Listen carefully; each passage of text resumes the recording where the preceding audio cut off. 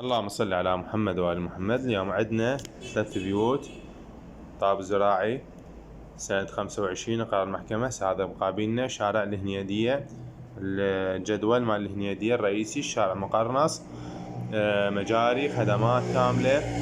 لأن ترتيب هنا كله على 50 متر 50 متر. 3 بيوت لأن عندنا بالواجهية موجودات. هسه تسليم مفتاح تستلم. الاتصال البيت غرفة وصالة ومطبخ درج، طابق ونص، فوق غرفة وهم صالة وهم مجمع صحيات.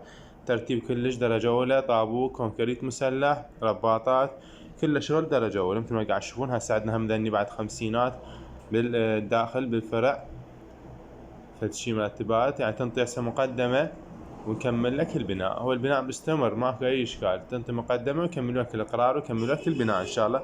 المبلغ الباقي خلال انجاز البناء، يعني خلال هالفتره الشهرين تستلم بيتك ان شاء الله.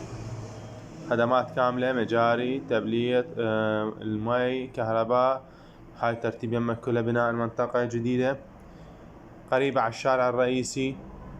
ماكو عن الامام الحسين تقريبا 7 دقائق اقل، يعني 7 إلى 5 دقائق بالسياره. مثل ما قاعد تشوف هاي الشارع الرئيسي.